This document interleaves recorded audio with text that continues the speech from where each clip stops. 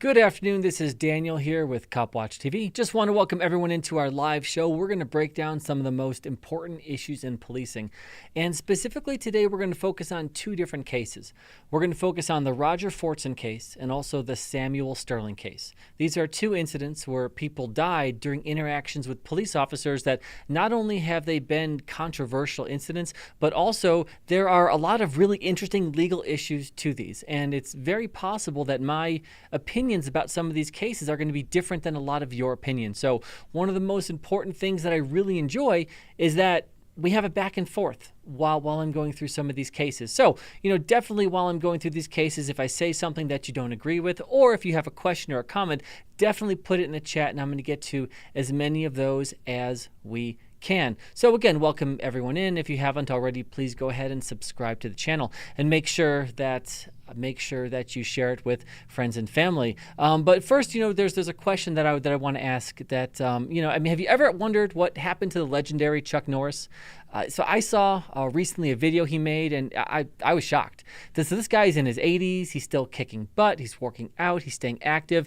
And even more shocking is that he's stronger. He can work out longer. And he even has plenty of energy left over for his grandkids. And listen, he did this by just making one change. And he says he still feels like he's in his 50s. His wife even started doing this one thing too, and she's never felt better. She says she feels 10 years younger, her body looks leaner, and she has energy all day. So Chuck made a special video that explains everything. So, you can make sure to watch it by going to chuckdefense.com/CW or by clicking in the link below in this video. It will change the way that you think about your health. Once again, that's chuckdefense.com/CW and click on the link in the description below to watch the video. You won't believe how simple this is. Just a reminder is that the legendary Chuck Norris, he's a whopping 81 years old and he has more energy than me. He discovered he could create dramatic changes to his health simply by focusing on three things that sabotage our body as we age. Watch his method by clicking the link in the description below, and that'll be chuckdefense.com/CW. All right, so the first case that we're going to talk about is the Roger Fortson case. So I know I covered this case last week, but listen, this is an important case. Not just because it's made national news, and not just because I think it's an interesting case, but other people think this is an interesting case, and it really brings out a lot of interesting legal issues. And so we're going to talk about some of those, and we're going to kind of go through some of those. And one of the things about this case that is it makes it difficult to talk about, just as transparent as I can be, because Roger Fortson, he was a good guy. He was a hero. He was in the military. He was in the Air Force. Not a bad guy. Didn't have a criminal record. I just want to say that it's easier for me to talk about, even though obviously all life has value, it's easier for me to talk about a case when someone is committing a crime. They're committing a felony. They've victimized all kinds of people. Now they're pointing a gun at a police officer. It's easier for me to talk about those cases because of course, no one deserves to die. But when there's truly a despicable person who is in the middle of legitimately threatening the life of someone or a police officer, whether or not it's not only legally justified but morally justified, philosophically justified. That makes these things a little bit easier. But listen, in this Roger Fortson case, this is absolutely not that clear. Legally, I do think it is pretty clear. And I know I'm going to have some pushback there, but what I want to make sure that people understand in this case is that anything I say about this case is purely about the facts of the case. It is not me saying anything negative about Roger because, again, Roger was a good man. And looking at this case, I don't think, looking back in 2020 hindsight, which we have 2020 hindsight, the police officer in the moment did not have 2020 hindsight. But looking at this in 2020 hindsight, I find it very difficult to believe that Roger Fortson, that he had the intent to harm or kill the police officer who responded. I don't think that's true. Fortunately, that's information that I have now, that we all have now, that the deputy in the moment just simply didn't have. So let's go ahead and talk about this case. First, we're going to talk about some of the myths and some of the lies that have been told about this case. So if you remember, before the body camera video came out, Ben Crump went on national television, and he said three different things about this case. He said that police officers went to the wrong address. He said police officers did not announce themselves as police. And he said that police officers forced entry into the home. Those are the things he said. Now, in between, after I saw that Ben Crump interview, And before the body camera footage was released, I did a story on my TikTok channel, which you can go ahead and follow over at Police Law News. I did a story where I basically said, this doesn't seem right. Something about this isn't making a lot of sense. Ben Crump has a history of lying about these cases. And I cited the Jacob Blake case. And I essentially said that we should not believe Ben Crump unless we have some objective evidence. I got more hate and DMs because of that video than almost in any other one I've done. It was like a 14-second video. So, then we got the body camera footage, and essentially the body camera footage disputed everything that Ben Crump said. We saw that the police officers did go to the right apartment. We see that police officers did announce Sheriff's Department or Sheriff's Office. The deputy yelled it twice. And we see that Mr. Fortson opened the door. Police officers did not kick in the door. So we know that's true. And what's frustrating for me is that, I said, hey, we should really not trust what Ben Crump says unless we have objective evidence. The messages I got were that I was racist and all these just crazy things, which has nothing to do with me saying we shouldn't trust this guy. Then as soon as we get the body camera video, it shows that I was right. And now those same people who were, criticizing me for even having the audacity to question Ben Crump, those same people are saying, well, yeah, Ben Crump lied, but it doesn't matter. No, it does matter. When you get on national television, when you have the platform that he does, and you lie about something like this in an effort to try to make this case bigger, trying to piss people off, trying to get protesters out in the streets, that's intentional, and I think that's wrong. I think it's important that when we look at cases like this, that we're all operating under the same reality. If a police officer messes up, let's all say that they messed up. But let's not say a police officer didn't announce themselves if they did. Let's not say that a police officer broke into the home and forced entry if they didn't. We should all operate under the same reality. That's why one of the reasons why I love body cameras for police officers to wear.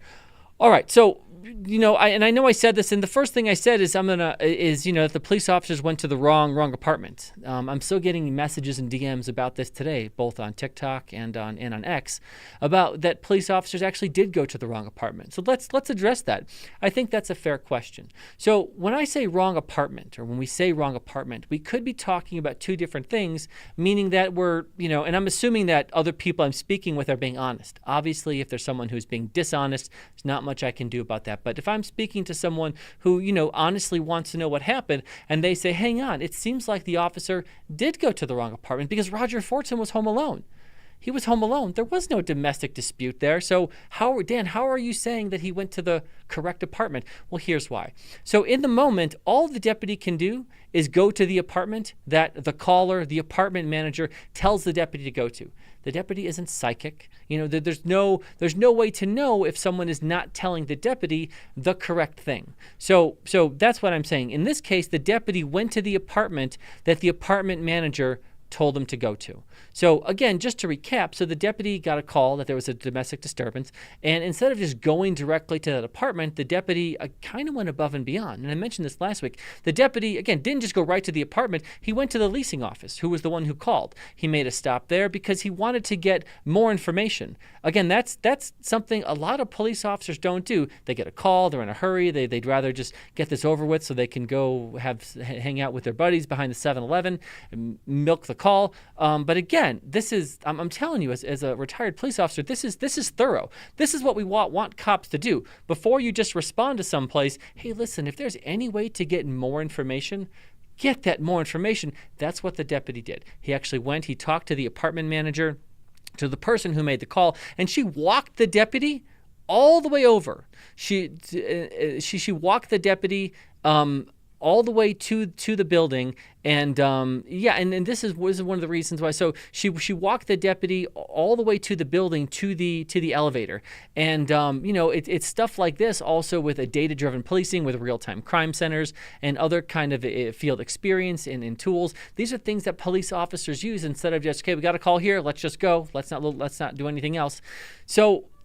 And she said apartment number 1401. Well, the deputy knocked on 1401. Now, for some reason, if the deputy went to the wrong building or knocked on 1406, yeah, I think we should have that conversation, and we should maybe criticize the deputy for making, a human error that sometimes people make, right? But the deputy went to the right apartment in that this is the apartment that she told him to go to. He has no reason to not believe her.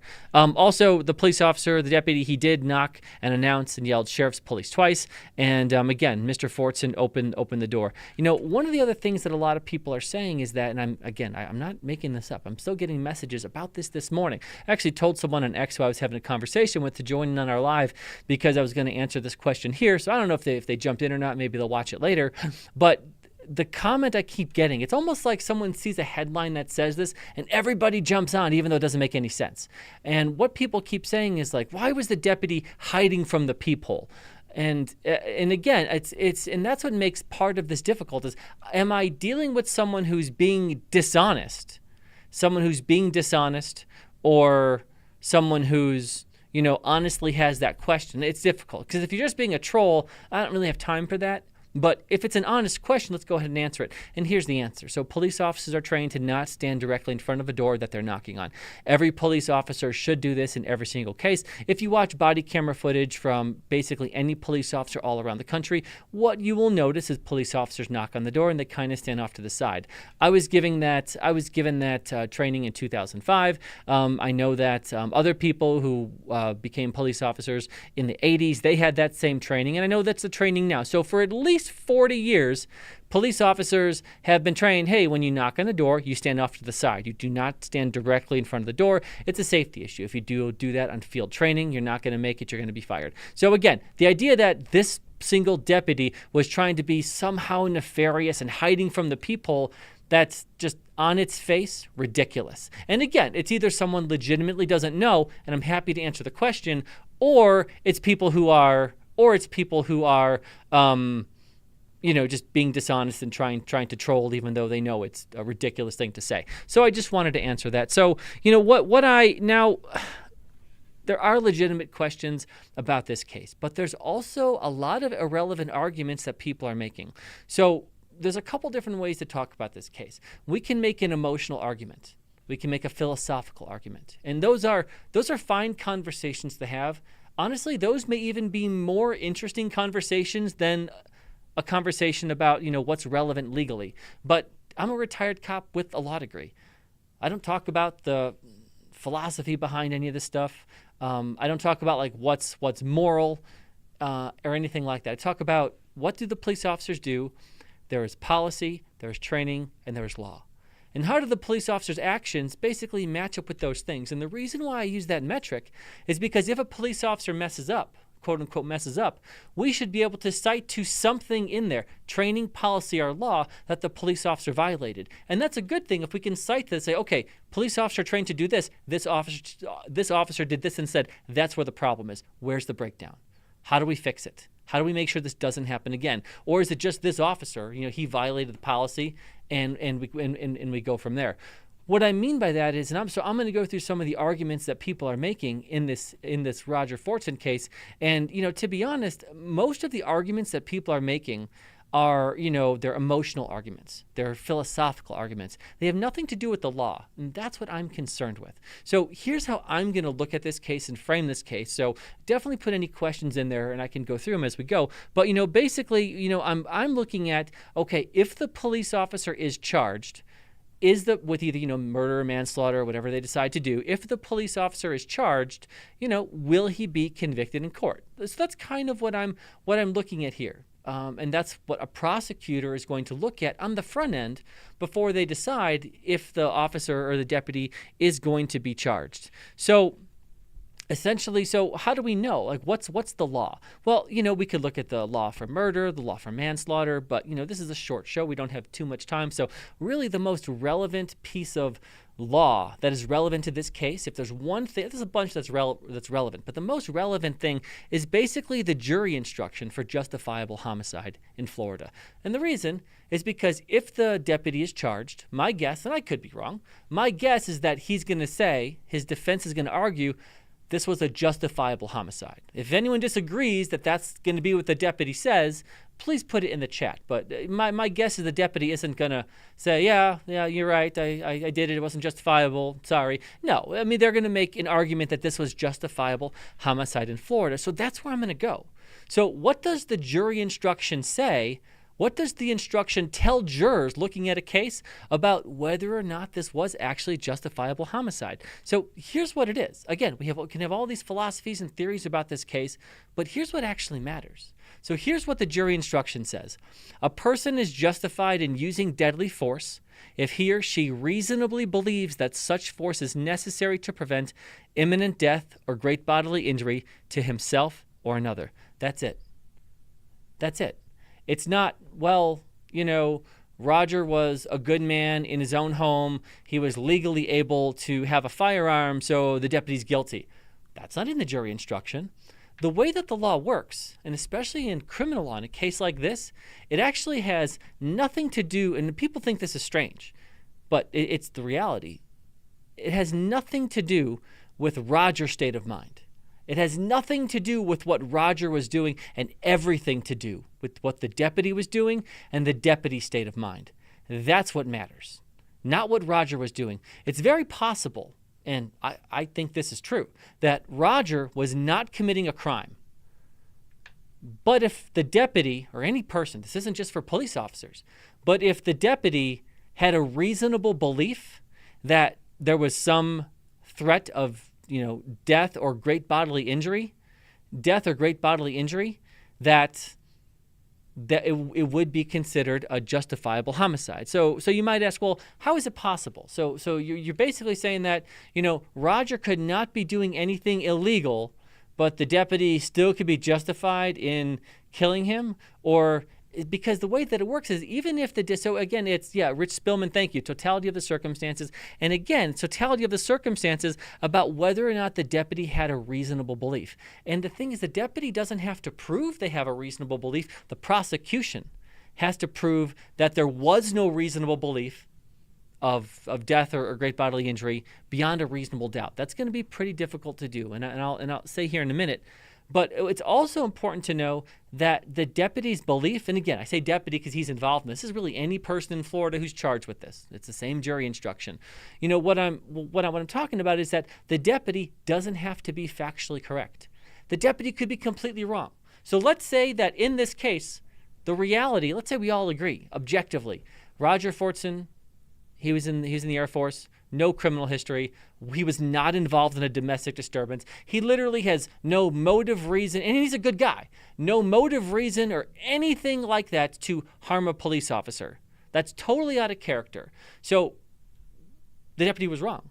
There was no actual threat in the moment, so the deputy was wrong. He was incorrect. Well, again, that's per the law, that's acceptable. It's about what's a reasonable belief. Was the belief reasonable? So here's where I'm going with this. And let me give you another example that might make it a little more concrete. Let's say there's a person who has one of those pellet guns that, isn't, it's not a real gun. It shoots out something that can't kill you, but it's one of those replica guns that looks real. So let's say a police officer gets on scene and someone is holding one of these replica guns and they point it at the police officer. And the police officer shoots and kills the person. Well, later on, you find out that it was a replica gun that actually had no projectiles in it. So, in reality, was the deputy in danger of death or great bodily injury? Well, no, the deputy wasn't. The deputy was wrong. The officer would be wrong in that case, right?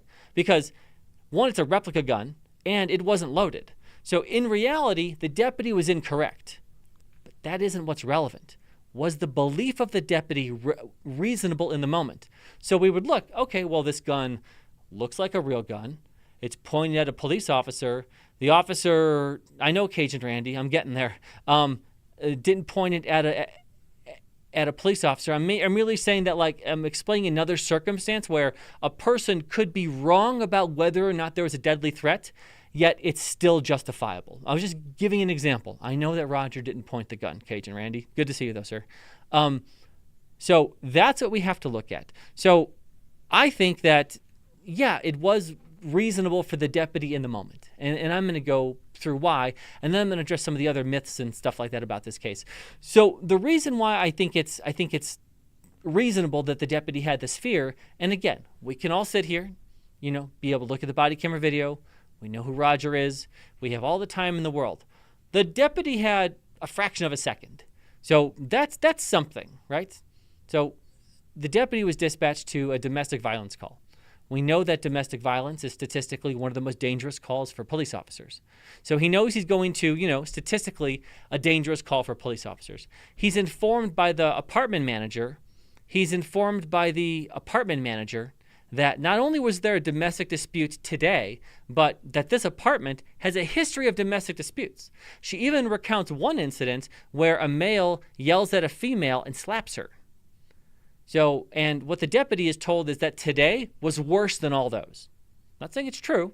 I'm saying this is what the deputy was told. This is part of the deputy's mindset. So the deputy's going to one of the most statistically dangerous calls. He's told that this apartment has a history of domestic violence, and today was the worst day. So now he knocks on the door. He knocks on the door, and he yells, "Sheriff's office," twice, really loud.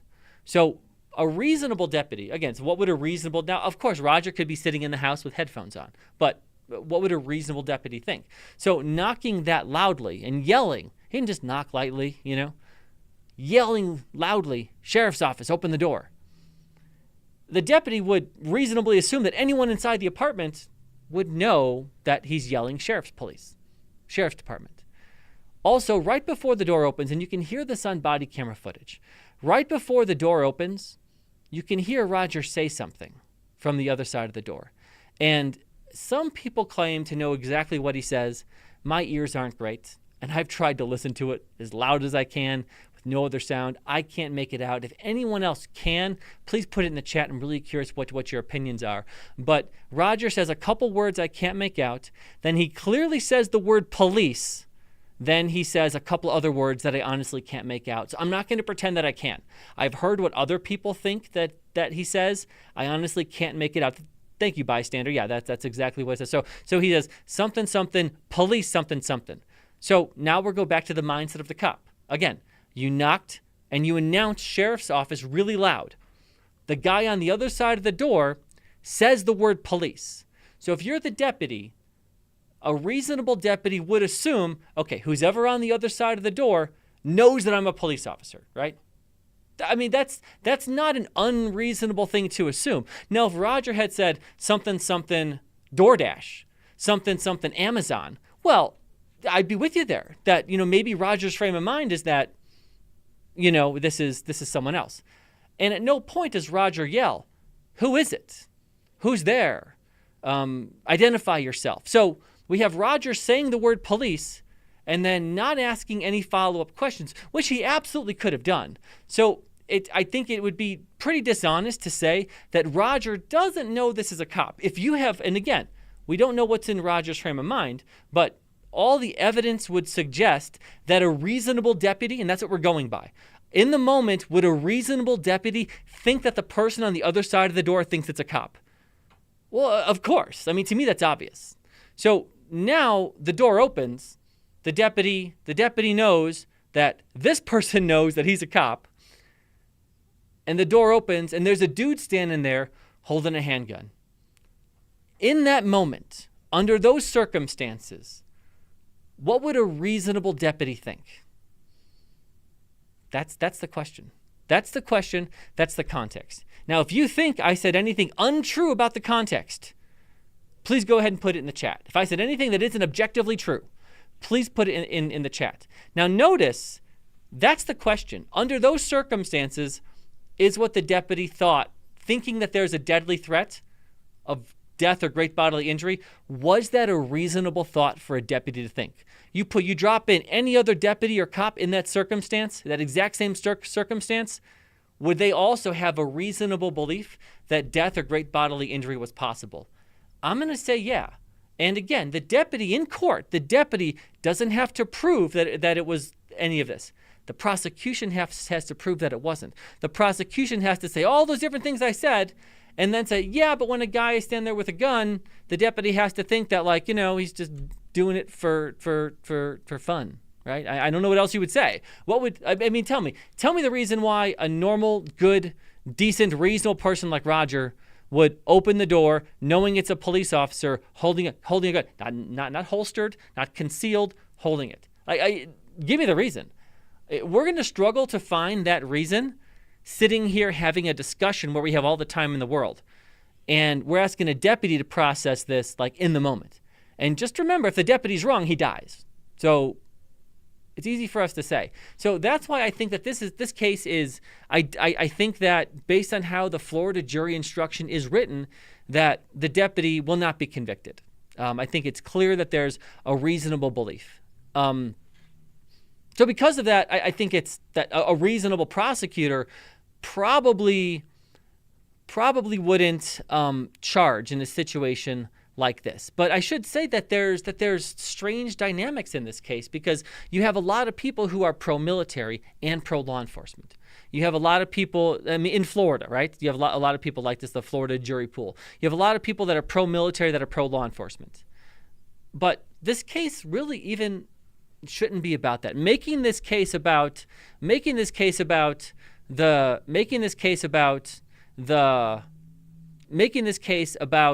hey, Karen Beads, we don't know if he knew it was a police officer. I just went through it though, Karen, and the police officer had a reasonable belief that the guy on the other side thought that he was a cop. If you didn't watch it, go watch it later. I went through the whole thing. Why?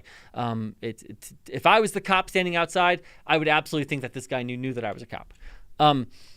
So this shouldn't be about against pro-military or pro-cop. It's what are the facts of the case. And that's really what we have to look at and what a jury should be looking at. Given that, I don't think the deputy should be charged or prosecuted.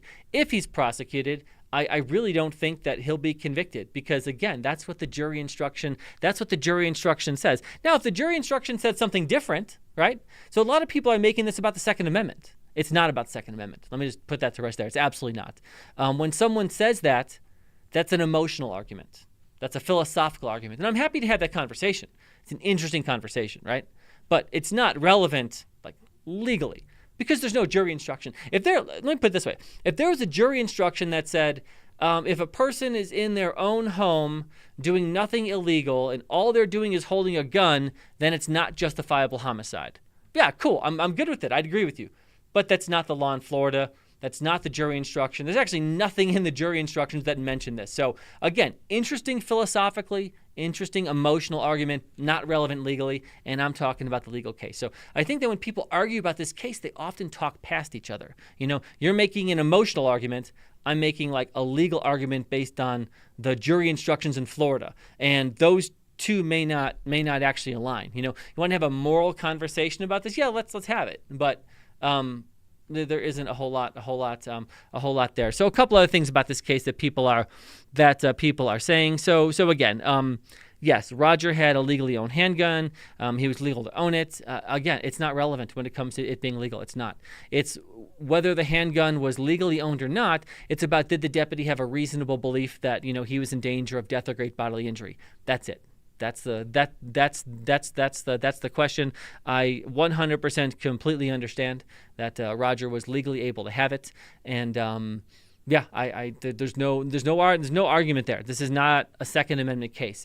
You don't just get to say, well, he was in his own house with a gun. It's legal. We have the Second Amendment, so that means that the deputy is guilty. No, I mean, because if you want to play that game, it's like, well, the Second Amendment for Roger doesn't trump the 14th Amendment of due process for the deputy, right? So that's why this just it isn't a thing. Charles says, a sympathetic young man was cut down in his own home. Dan is providing a sober legal analysis and he'd be right about the ultimate outcome, but it's a tragedy in the community regardless. Charles, I couldn't have said it better myself. Thank you. That's exactly how I feel about it. And like I said, it's just honestly, it's easier to talk about a case like where, you know, the person who's killed by police officers is a bad person, is out there victimizing the community, you know, pointing a gun at the cop. That's easier to talk about, right? This is a difficult case because Roger was a good man. And again, for the third or fourth time, 2020 hindsight, I don't know what Roger was thinking. But I do not think that he was trying to harm or threaten a police officer. I know that now. The deputy didn't know that in the moment. So a lot of people, I already addressed the, people saying that the cop was hiding from the peephole. That's ridiculous. Also, for some reason, I've got a lot of questions about fake cops. And, listen, there's a couple things that people love. And as being part of this body camera channel, I'm glad that it happens every now and then. People love funny drunk drivers and people love fake cops. We put up fake cop videos. You guys love it. You know what? I love it. I love watching fake cop videos. I love watching these assholes get busted. It's so much fun. But to pretend that there's like this epidemic of fake cops, that's a little dishonest, a little disingenuous, but, and I'm not exaggerating, the amount of comments and DMs, it's literally in the hundreds of comments comments and DMs about possibly fake cops. It's difficult, and again, because we track this stuff, listen, I'm gonna promise you this right now. If we scour the freaking internet for this shit. If we can find fascinating, interesting, fake cop footage that you guys are gonna love, again, we have every incentive to find it. We scour it, and we put it up there for you guys because you love it and we love it. There's about around the country, there's about one a month. Just saying what the numbers are. About once a month, there's a fake cop somewhere who gets arrested. Now, of course, there could be more who don't get arrested. I'm good with it, but we go through public records and delays and all kinds of stuff to try to find this stuff for you guys. But again, this is about one a month, okay? So a lot of people are saying, and again, I'm only addressing this because I'm not exaggerating, you would not believe the amount of messages and DMs I'm getting about this case. And I should just say that, one of my posts on this on X, I got 5.2 million impressions. It's actually the most viral post I've ever had. And, it's thousands of comments on it. Most of them are coming from that post. So I did get a whole bunch of engagement. And I got good questions and bad questions, but let's pretend that this is a good, honest question. That Roger came to the door with the gun in his hand because he thought it could be someone acting as a fake cop. Okay, you know what? Let's explore that. So there are thousands of police officers who knock on millions of doors every single day. Compare that to how many fake cops are operating out there. Again, I'm sure there's some. I'm sure there's a few, but we're literally talking about 99.99999% of the time, it's going to be a real cop. When someone calls for police, 99.9999 times it's going to be this. In Albuquerque, New Mexico, I think there were, 1.4 million calls for service, and maybe there was like one fake cop. So again, it happens, right? It happens, but it's statistically rare. So I guess where I'm going with this is being like that was on the top of Roger's mind. Like that it was a fake cop and, because, there was you have better odds of winning the lottery. I'm not exaggerating. You have better odds of winning the lottery than of a fake cop knocking on your house with the intent to burglarize. I'm not saying it doesn't happen. And yes, you should be careful, but let's not pretend this is something that happens all the time, okay? And a couple things. So listen. I think I would actually rather have Jeremy DeWitt knock on my door than win the Powerball. That'd be fantastic. Do you know the amount of views I would get on a video like that? Okay, if I had an engagement with Jeremy DeWitt and not knocking on my door. But if you think about it this way, it doesn't happen all that often. But so what can you do if you think that there's a fake cop? So let's talk about that. Well, first of all, listen, you have no obligation to open the door for police. If police knock, again, I'm a retired police officer. Yes, I'm not telling people to not answer. I would rather have people answer, of course. But again, you've got no legal obligation to open the door for police, right? Just don't open the door. And the police will either eventually they'll go away or they'll get a warrant, right? If you're actively killing someone inside of the house, then maybe they'll kick in the door then, right? But again, like you're under no obligation to open the door for police. And if you don't, especially on a misdemeanor domestic violence call where it's like third-hand information, you knock on the door and cops don't hear anything. Again, cops aren't coming into your house for that. They're probably just going to leave. I guarantee you they're just going to leave, right? Or if there's felony something where they can get a warrant, right? That's fine, but that could take a couple hours, all right? So don't open the door if you're not sure. But here's a couple other things you could do. You could look through the peephole and you could talk to the person. You could say, hey, I'm not sure if you're a real police officer? How do I know if you're a real police officer? Well, this might sound in contradiction to what I said earlier. Most police officers won't stand in front of a peephole or in front of a door because it's not safe. And that's general practice. Now, and I'm speaking for myself. I'm not speaking for policy or for anyone else. If I'm outside of a call like this and some dude knocks on the door and says, "Hey, listen, I'm not sure if you're a real police officer. Can you show me that you are one?" Well, I might do a couple things. I might say, "Hey, are you looking out the peephole, dude? Hey, listen, I'm right here. My name is Daniel. I'm a police officer. I'm right here." I might say that. Or I might say, "Hang on, man. Listen, you know what? I understand that you have a reasonable fear. So what I'm going to do, I'm actually going to have dispatch call you right now." Or you call dispatch, because that's nothing that someone can do. Someone could call dispatch, the non-emergency number, and be like, "Hey, I live at this apartment of 1401. Dude's knocking on my door saying he's a police officer. I'm not sure. Can you verify?" Dispatcher can look it up and be like, "Yeah, actually 2 officers were dispatched at 13:56 hours." Again, they won't give you a whole lot of information, but they'll tell you if there's cops at the house or not. Let's say you don't want to do that. Well, if you live in a house in the middle of nowhere, this isn't an option. But since we're talking about the Roger Fortson case, he lives in a big, busy apartment complex with really fucking nosy leasing office staff, right? So all he has to do is call the office, be like, "Hey, this is Roger over in apartment number 1401. Listen, there's someone knocking on my door saying they're a cop. I'm not sure. Is there any way one of you guys can, come up and check or look on the cameras and tell me if it's a cop or not?" They'll tell you. There's no apartment complex in the world that isn't going to say, "Yeah, hang on," because they want their residents to be safe. They don't want crazy people who are pretending to be cops roving around apartment complexes, especially in a nice complex like Roger was living in. So that's another option you could do. You could call a neighbor. "Hey, you have a neighbor who lives across. Can you see if there's a cop out there?" There's a lot of different options, right? I mean, the idea that the best option is to open the door with a gun in your hand. Again, it may not be illegal, but it's not something that most people do, and we know this. Now, I often open the door with a gun. It's holstered, usually concealed. Sometimes we've had a doorbell ring at like 1 o'clock in the morning, and last year or so, the doorbell rang at 1 o'clock in the morning. So I did. I grabbed my gun, and I opened the door a tiny bit, and I had the gun behind the door. Person couldn't see. It was a neighbor. They just needed something. But they couldn't see. I'm not trying to scare the shit out of my neighbors at 1 o'clock in the morning if they need something from me. But, that's what a lot of people do. It's very rare that someone opens the door with the gun out. It doesn't happen. It doesn't happen very often. So let's see if we get some of these comments here. Let's see. Charles says, "He's a former police officer, but I'm not. Don't answer the door, people. They'll come back with a quickie warrant if it's important." Thank you, Charles. You're 100% correct. I don't know if you said that before or after I made the comment. Yeah, listen, if you're not sure if it's a police officer or if you just don't want to, you got no legal obligation to open the door for police officers. And again, they'll go away or they'll come back with a warrant. Either one is fine. Let's see. Fernando says, "You are speaking for yourself." Yeah, I was. And I think I even said that.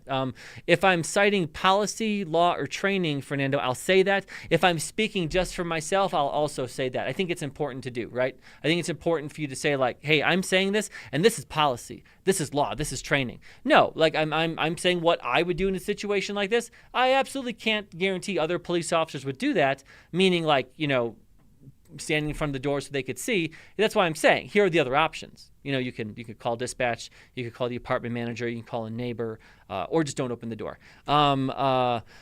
Let's see. Cajun says, "Don't be around a cop when Acorn drops." Yeah, so this is funny. Thank you, Cajun Randy. I like the joke. So this is the same police department agency that had the Acorn case. The problem with that is that it's not relevant. It's not. So if one of your arguments about why this is a bad shooting is citing a different case that happened with different cops a couple years ago, if that's your best evidence of why this shooting is not legal, then I'll take the win on that. Okay. Let's see. Fernando says, what world do you live in? Leasing office will check it out. Yeah, they will. I live in a reasonable world where if you live in a reasonable apartment complex and you call and say, "Hey, there's someone knocking on my door and they're saying they're police. I'm not sure. I'm concerned. I'm a resident. Can you guys help?" The leasing office will help. If they don't, then yeah, I think you've got a complaint. You have a reasonable issue.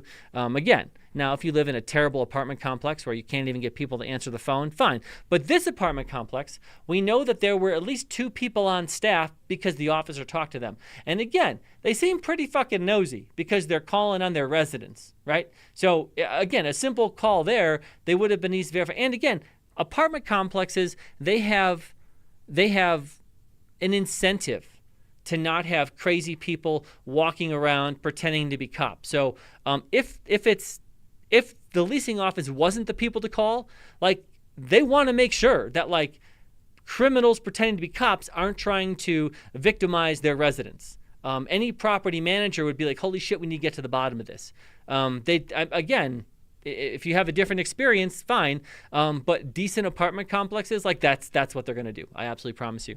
All right, so that's going to be our show today. I really wanted to get to the Samuel Sterling case. Body camera footage just came out. I actually put up a couple of videos on TikTok and a couple of posts on X about it over at Police Law News, so you can go engage with me there. Or make sure throughout the week I do check this chat. So if there's an interesting case or another question on this case that you have, definitely put it in the chat throughout the week. It is something that I check. I just want to say thank you all for the interesting comments, and it's likely that I didn't get to every possible good question on this Roger Fortson case. So again, please definitely put it in the chat, because that's what I like. Reasonable, honest discussion, I think, is important, especially on cases like this. And that's going to be it. I hope everybody has a great and safe weekend. Thank you so much.